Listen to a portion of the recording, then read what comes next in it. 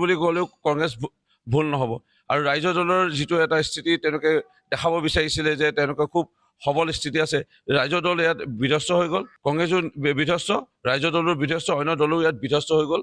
আৰু সাময়িকভাৱে যদি যোৰহাটৰ কথা যদি চোৱা যায়, প্ৰকৃতাৰ্থত মই যিটো কৈ আছিলোঁ সেইটো সত্য প্ৰমাণিত হ'ল এই পঞ্চায়ত নিৰ্বাচনৰ ফলাফলে। যোৰহাট লোকসভা সমষ্টিৰ ৰাইজে খুব আৱেগৰ বৰ্তি হৈ পেলাই সেই সময়ত লোকসভা নিৰ্বাচনত গৌৰৱ গগৈ ডাঙৰীয়াক ভোটদান কৰিলে। ভাবিছিলে গৌৰৱ গগৈ ডাঙৰীয়া সুখে দুখে সদায় আহিব, ভাবিছিলে গৌৰৱ গগৈ ডাঙৰীয়া লোকসভাত যোৰহাট লোকসভা সমষ্টিৰ ৰাইজৰ হকে সদায় মাত মাতিব।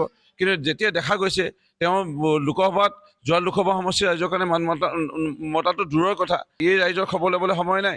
বেলেগ বেলেগ সমষ্টিত ঘূৰি পেলাই ক'ৰবাত নিজৰ জেগাৰ ৰাইজক নাচাই তেওঁ নেতা হ'বলৈ যাব বিচৰা, বেলেগ বেলেগ সমষ্টিত ঘূৰি ফুৰা যিটো ৰাইজে পদক্ষেপ কৰিলে। আৰু ইয়াত ৰাইজে বিশেষভাৱে যেতিয়া সুখে দুখে তেওঁক বিচাৰে, বানপানী হওঁতে হওক বা বজ্ৰপাত হৈ পেলাই কিবা এটা ঘটনা হওঁতে, জুই লাগিলে সাংসদজনক বিধায়কজনক কাষত বিচাৰে।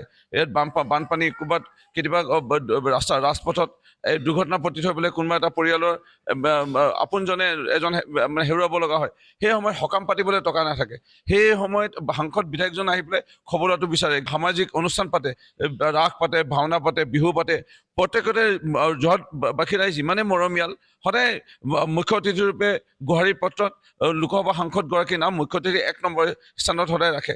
তৎসত্বেও তেওঁক কোনো নিমন্ত্ৰণ গ্ৰহণ নকৰে বা নাহে। এই কথাবোৰ লৈ পেলাই ৰাইজে প্ৰকৃতাৰ্থত আৱেগৰ বৰ্তি হৈ পেলাই ভোট দিছিল। এতিয়া কিন্তু ৰাইজে গম পাইছে যে গৌৰৱ গগৈয়ে মুখ চাই পেলাই আৰু ভোট দি পেলাই ৰাইজৰ যে উন্নয়ন নহ'ব, কংগ্ৰেছতো কেন্দ্ৰতো নাই চৰকাৰ, ৰাজ্যতো নাই, তেওঁতো খবৰ লোৱাটো নাহেই।